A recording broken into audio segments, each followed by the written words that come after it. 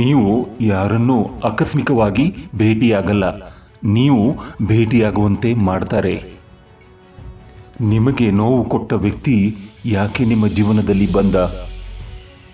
ನೀವು 10 marriage proposal reject ಮಾಡಲಿಲ್ಲ, ಸಮಯ ಅವುಗಳನ್ನು ರಿಜೆಕ್ಟ್ ಮಾಡುವಂತೆ ಮಾಡಿತು. ನೀವು ಇಂದು ಅನುಭವ ಮಾಡ್ತಿರೋದು ನಿನ್ನೆ ಮೊನ್ನೆ ಮಾಡಿದ್ದೆ. ನೀವು ಯಾರಿಗಾದರೂ ನೋವು ಕೊಟ್ಟಿದ್ದೀರಾ? ನಿಮ್ಮದು ಲವ್ ಮ್ಯಾರೇಜ್ ಅಂತ ಅಂದ್ಕೊಂಡಿದ್ದೀರಾ? ಇಲ್ಲ, ಅದು ಕರ್ಮ ಅರೇಂಜ್ ಮಾಡಿದ ಮ್ಯಾರೇಜ್. ಈ ಸತ್ಯ ಗೊತ್ತಾದರೆ ನಿಮ್ಮ ಜೀವನದ ಬಗ್ಗೆ ದೂರುವುದನ್ನು ನಿಲ್ಲಿಸ್ತೀರಿ. ನಿಮ್ಮ ಲೈಫ್ನಲ್ಲಿ ಹಣ ಹೋಗ್ತಾ ಇದೆ ಅಂತ ಅನಿಸ್ತಿದೆಯಾ? ಅದಕ್ಕೆ ಕಾರಣ ಇದೇ ಆಗಿರಬಹುದು. ನಾವು ದೇಹ ಬದಲಿ ಮಾಡ್ತೇವೆ, ಆದರೆ ಲೆಕ್ಕಾಚಾರ ಬದಲಾಗಲ್ಲ. ಹುಟ್ಟುವಾಗ ನಾವೇನಾದರೂ ಈ ಅಮ್ಮ ಬೇಕು, ಈ ಅಪ್ಪ ಬೇಡ ಅಂತ ಹೇಳಿದ್ದು ಇದೆಯಾ? ಈ ವಿಡಿಯೋ ನೀವು ಈಗ ನೋಡ್ತಿರೋದು ಕೂಡ ಆಕಸ್ಮಿಕವಲ್ಲ. ನಮಸ್ಕಾರ ಸ್ನೇಹಿತರೆ, ಮತ್ತೊಮ್ಮೆ ಮ್ಯಾಜಿಕಲ್ ಮ್ಯಾನಿಫೆಸ್ಟೋ ಚಾನಲ್ಗೆ ಸ್ವಾಗತ. ಒಂದು ಪ್ರಶ್ನೆ ಕೇಳ್ತೀನಿ, ನೀವು ಯಾವಾಗಲಾದರೂ ಈ ಥರ ಯೋಚಿಸಿದ್ದೀರಾ? ಈ ವ್ಯಕ್ತಿನ ನಾನು ಏಕೆ ಭೇಟಿ ಮಾಡಿದೆ? ಈ ಸಂಬಂಧ ನನ್ನ ಜೀವನಕ್ಕೆ ಯಾಕೆ ಬಂತು? ಈ ನಷ್ಟ, ಈ ಲಾಭ ಯಾಕೆ ನನ್ನ ಜೀವನದಲ್ಲಿ ನಡೀತು? ಹಾಗಿದ್ರೆ ಕೆಲವರು ಯಾಕೆ ನೋವು ಕೊಡ್ತಾರೆ? ಸತ್ಯ ಏನಂದರೆ, ನಾವು ಯಾರನ್ನೂ ಆಕಸ್ಮಿಕವಾಗಿ ಭೇಟಿಯಾಗಲ್ಲ. ಅಂದರೆ ಇದರ ಹಿಂದೆ ಕಣ್ಣಿಗೆ ಕಾಣದ ಒಂದು ದೊಡ್ಡ ಪ್ಲ್ಯಾನ್ ಇದೆಯಾ?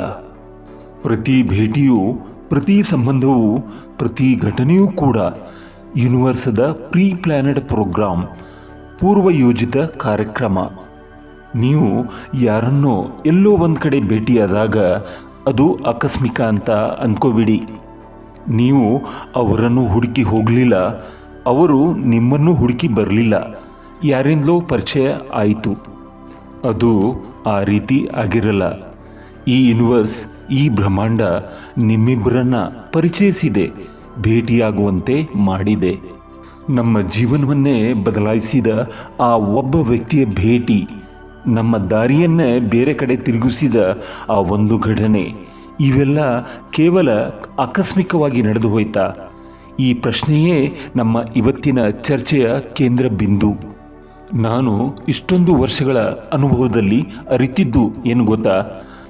ಎಲ್ಲವೂ ಪ್ರೀ ಪ್ಲ್ಯಾನಡ್ ಆಗಿದೆ, ಎಲ್ಲವೂ ಮುಂಚೆಯೇ ನಿರ್ಧಾರ ಆಗಿದೆ. ಹಾಗಾದರೆ ನನ್ನದೇನು ಕೆಲಸ ಅಂತ ಮುಸುಕು ಹಾಕಿ ಮಲಗಿಬಿಡೋದೆ?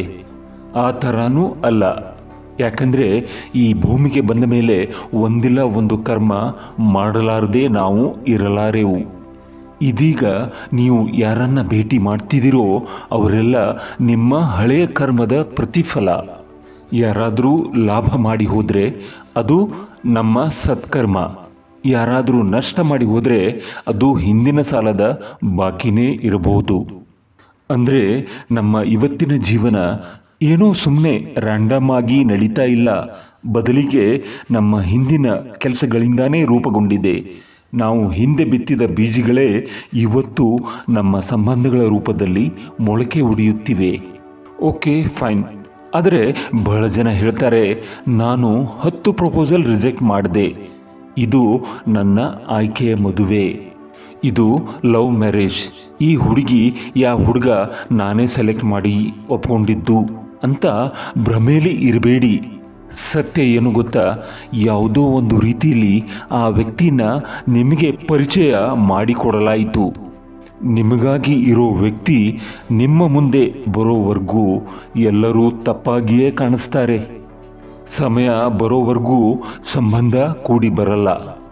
ಯಾರೂ ಯಾರನ್ನ ರಿಜೆಕ್ಟ್ ಮಾಡಿರಲ್ಲ, ಅವರ ಸರಿಯಾದ ಸಮಯ ವ್ಯಕ್ತಿ ಬಂದಿರಲಿಲ್ಲ ಅಷ್ಟೇ.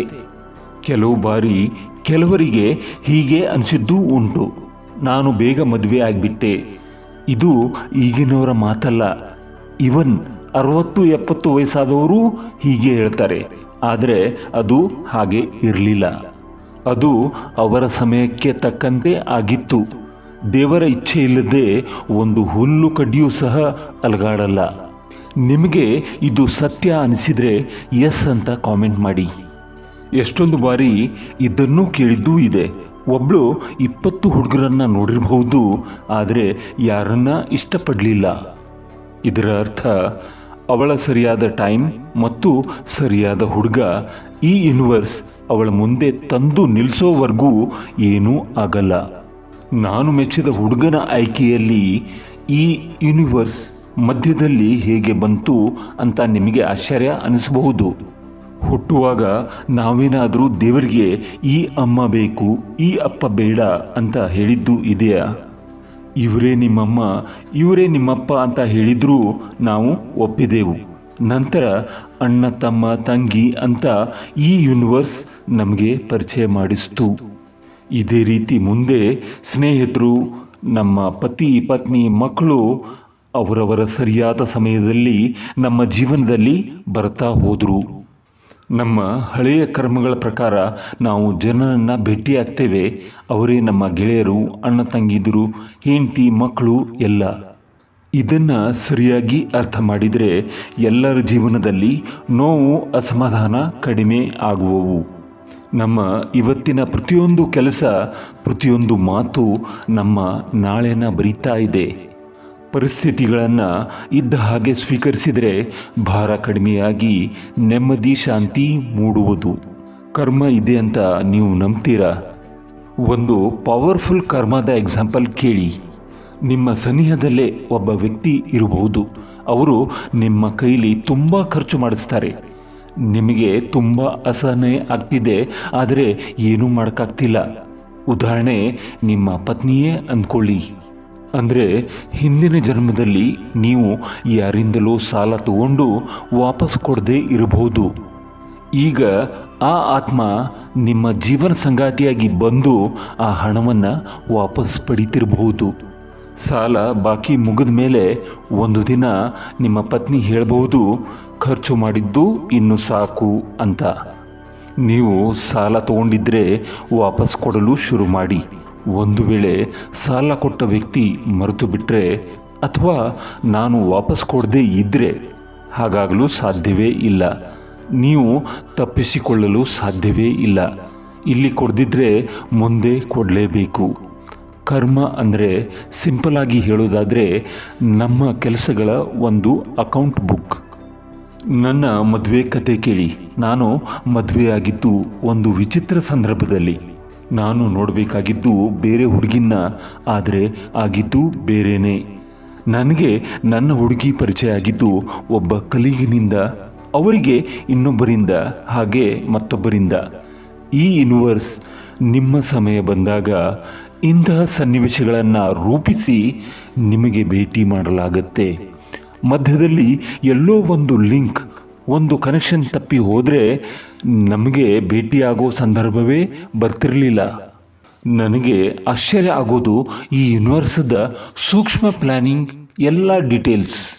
ಸರಿ, ಹಾಗಾದರೆ ಈ ಡೀಟೇಲ್ಸ್, ಈ ಸೂಕ್ಷ್ಮತೆ ನಮ್ಮ ದಿನನಿತ್ಯ ಜೀವನಕ್ಕೆ ಹೇಗೆ ಎಫೆಕ್ಟ್ ಆಗುತ್ತೆ? ನಾವು ದೇಹ ಬದಲಾಯಿಸ್ತೇವೆ, ಬಟ್ಟೆ ಬದಲಾಯಿಸುವಂತೆ. ಅಂದರೆ ಆತ್ಮ ಅದೇ ಮುಂದುವರಿತದೆ. ಜನರು ಬದಲಾಗ್ತಾರೆ, ಪಾತ್ರಗಳು ಬದಲಾಗ್ತವೆ, ಆದರೆ ಕರ್ಮದ ಲೆಕ್ಕಾಚಾರ ತಪ್ಪಲ್ಲ.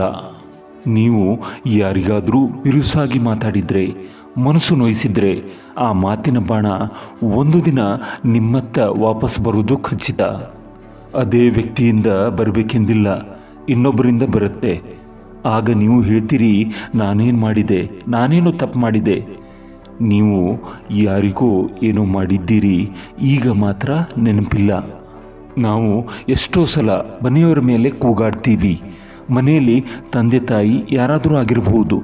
ಅದೇ ಟೈಮ್ನಲ್ಲಿ ನಾವು ಪ್ರೀತಿ ಮಾಡೋ ಹುಡುಗಿ ಯಾ ಹುಡುಗ ನಮ್ಮ ಜೊತೆ ಡಿಫ್ರೆಂಟಾಗಿ ವರ್ತಿಸಿದಾಗ ನಾನೇನು ಅಂತಹದ್ದು ಮಾಡಿದೆ ಅಂತ ಯೋಚನೆ ಮಾಡ್ತೀವಿ.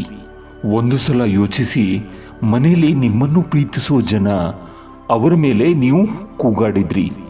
ಇಲ್ಲಿ ನಿಮಗೆ ಅದೇ ಮರಳಿ ಸಿಕ್ತು ಇನ್ನೊಂದು ರೂಪದಲ್ಲಿ. ಈ ಸತ್ಯ ಅರಿತುಕೊಂಡ್ರೆ ಏನಾಗುತ್ತೆ ಗೊತ್ತಾ? ನಿಮ್ಮ ನೋವು ಅರ್ಧಕ್ಕೆ ಇಳಿಯುತ್ತೆ, ಅಸಹನೆ ಕಡಿಮೆ ಆಗುತ್ತೆ, ಅಸಮಾಧಾನ ಕಡಿಮೆ ಆಗುತ್ತೆ. ಯಾಕೆಂದರೆ ಇವರು ನನ್ನ ಕರ್ಮದ ಭಾಗ ಅಂತ ಅರ್ಥ ಮಾಡಿಕೊಳ್ತೀರಿ. ಹಾಗಾಗಿ ಯಾರನ್ನೂ ದ್ವೇಷಿಸಬೇಡಿ. ಯಾರನ್ನು ದೂರಬೇಡಿ. ನಮ್ಮ ಹಳೆಯ ಕರ್ಮಗಳ ಪ್ರಕಾರ ನಾವು ಜನರನ್ನು ಭೇಟಿಯಾಗ್ತೇವೆ. ಅವರೇ ನಮ್ಮ ಗೆಳೆಯರು, ಅಣ್ಣ ತಂಗಿದ್ರು, ಹೆಂಡತಿ, ಮಕ್ಕಳು ಎಲ್ಲ. ಇದು ಅರ್ಥ ಆದರೆ ಮನಸ್ಸಿಗೆ ನೆಮ್ಮದಿ ಖಚಿತ. ಇದು ಪ್ರಕೃತಿಯ ನಿಯಮ, ತಪ್ಪಲು ಸಾಧ್ಯವೇ ಇಲ್ಲ. ಅದಕ್ಕೆ ನಿಮ್ಮ ಜೀವನದಲ್ಲಿ ಬರೋ ಎಲ್ಲರೂ ನಿಮ್ಮ ಕರ್ಮದ ಒಂದು ಭಾಗವಾಗೇ ಬರ್ತಾರೆ. ಅದು ಪತಿ, ಪತ್ನಿ, ತಂದೆ, ತಾಯಿ, ಮಕ್ಕಳು, ಅದು ಯಾರೇ ಆಗಿರಬಹುದು. ಎಲ್ಲ ಪ್ರೀ ಪ್ಲ್ಯಾನ್ಡ್ ಆಗಿಯೇ ಇರುತ್ತೆ. ನೀವು ಅಂದ್ಕೊಂಡ ಹಾಗೆ ಬರಲ್ಲ. ಅದೆಲ್ಲ ಒಂದು ಮಾಯೆ. ನಿಮ್ಮ ಬಳಿ ಏನು ಬರಬೇಕಾಗಿತ್ತೋ ಅದು ಸಂಪತ್ತಿರಲಿ, ಐಶ್ವರ್ಯ ಇರಲಿ, ಮನೆ, ಉದ್ಯೋಗ ಎಲ್ಲ ಅದರದ್ದೇ ಆದ ನಿಶ್ಚಿತ ಸಮಯದಲ್ಲಿ ಬಂದೇ ಬರುವುದು. ಅದಕ್ಕಾಗಿ ಈ ಯೂನಿವರ್ಸ್ ನೀವು ಊಹೆ ಮಾಡಲಾರದ ರೀತಿಯಲ್ಲಿ ಪ್ಲ್ಯಾನ್ ಮಾಡಿ ತರಲಿದೆ. ನಿಮ್ಮ ಒಳ್ಳೆಯ ಕರ್ಮ ನೀವು ಮಾಡಿ, ಅದಕ್ಕೆ ಸರೆಂಡರ್ ಯಾ ಸಮರ್ಪಣೆ ಅಂದರೆ ಲೆಟ್ ಗೋ ಮಾಡ್ತೀವಿ. ಅಂದರೆ ದೇವರ ಪೂಜೆ ಆದ ನಂತರ ಹೇಳ್ತೀವಲ್ಲ, ಎಲ್ಲ ನಿನಗೆ ಸಮರ್ಪಣೆ, ಕಷ್ಟ ಸುಖ ಎಲ್ಲ ಸಮರ್ಪಣೆ. ಇದು ಅದೇ ರೀತಿ. ಇವತ್ತಿನ ಈ ವಿಡಿಯೋ ಕೂಡ ನಿಮ್ಮ ಸಮಯ ಬಂದಿದ್ದಕ್ಕೆ ನಿಮ್ಮ ಮುಂದೆ ಬಂದಿದೆ. ನೀವು ನನ್ನ ಮಾತನ್ನು ಕೇಳ್ತಾ ಇದ್ದೀರಿ. ಇದು ಯೂನಿವರ್ಸದ ಪ್ಲ್ಯಾನ್. ಈ ವಿಡಿಯೋನ 3 ಗಂಟೆ ಮುಂಚೆ ಪಬ್ಲಿಷ್ ಮಾಡಬೇಕೆಂದಿದ್ರೂ ಆಗಲ್ಲ, ಸರಿಯಾದ ಸಮಯದಲ್ಲೇ ಆಗಬೇಕು. ಬಹುಶಃ ನನ್ನ ಮೊಬೈಲ್ ಹ್ಯಾಂಗಾಗಿ ವಿಡಿಯೋ ಅಪ್ಲೋಡ್ ಆಗದೇನೆ ಇರಬಹುದು. ಅದರ ಸಮಯ ಬಂದಾಗಲೇ ಆ ಕೆಲಸ ಸುಲಭವಾಗಿ ಆಗೋದು. ಕೆಲವರು ಹೀಗೆ ಹೇಳ್ತಾರೆ, ಈ ವಿಡಿಯೋ ಕಳೆದ ವರ್ಷ ಸಿಕ್ಕಿದ್ರೆ ಚೆನ್ನಾಗಿರ್ತಿತ್ತು. ಅದೇ ರೀತಿ ಕಳೆದ ವರ್ಷ ಆ ಅವಕಾಶ ನನಗೆ ಸಿಕ್ಕಿದ್ರೆ ಇನ್ನೂ ಚೆನ್ನಾಗಿರ್ತಿತ್ತು. ಅದು ನಮ್ಮ ಕಲ್ಪನೆ ಮಾತ್ರ. ಸಮಯಕ್ಕಿಂತ ಮುಂಚೆ ಅಥವಾ ಸಮಯದ ನಂತರ ಅಂಥದ್ದೇನೂ ಇರಲ್ಲ. ನಮ್ಮ ಸರಿಯಾದ ಸಮಯ ಬರಬೇಕು ಅಷ್ಟೇ. ನೀವು ಇದನ್ನು 1 ವರ್ಷದ ಹಿಂದೆ ನೋಡಬೇಕಾಗಿರಲಿಲ್ಲ, ಈಗ ನೋಡಬೇಕಾಗಿತ್ತು. ಅದಕ್ಕೆ ನೋಡ್ತಾ ಇದ್ದೀರಿ. ಈ ವಿಡಿಯೋ ಎಲ್ರಿಗೂ ಅಲ್ಲ, ಸತ್ಯ ಹುಡುಕುವವರಿಗೆ ಮಾತ್ರ. ಹಾಗಿದ್ರೆ ಈ ಚಾನಲ್ಗೆ ಸಬ್ಸ್ಕ್ರೈಬ್ ಮಾಡಿದ್ದೀರಾ? ಬೇಗನೆ ಮಾಡಿ, ಮತ್ತೆ ಮರೆತು ಹೋಗುತ್ತೆ. ಯಾರನ್ನೂ ಯಾರೂ ಆಕಸ್ಮಿಕವಾಗಿ ಭೇಟಿ ಮಾಡಲ್ಲ. ಪ್ರತಿ ಭೇಟಿಗೂ ಕಾರಣವಿದೆ, ಪ್ರತಿ ಸಂಬಂಧಕ್ಕೂ ಲೆಕ್ಕ ಇದೆ, ಪ್ರತಿ ಘಟನೆಗೂ ಸಮಯ ನಿಶ್ಚಿತವಾಗಿದೆ. ಇದು ಮಾಯೆಯ ಆಟ, ಆದರೆ ನಿಯಮ ಮಾತ್ರ ಕರ್ಮದ ನಿಯಮ.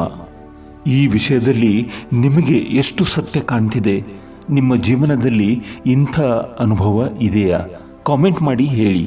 ನಿಮ್ಮ ಅನುಭವ ಓದಲು ನನಗೆ ಖುಷಿ ಆಗ್ತದೆ. ಹೊಸದಾಗಿ ಬಂದವರಿಗೆ ನನ್ನ ವಿಡಿಯೋ ಇಷ್ಟ ಆಗಿದ್ದರೆ ಚಾನಲ್ಗೆ ಸಬ್ಸ್ಕ್ರೈಬ್ ಮಾಡಿ. ಇಂತಹ ಆತ್ಮಜ್ಞಾನದ ವಿಡಿಯೋಗಳು ನಿಮಗೆ ಸಿಗಲಿವೆ. ಧನ್ಯವಾದಗಳು.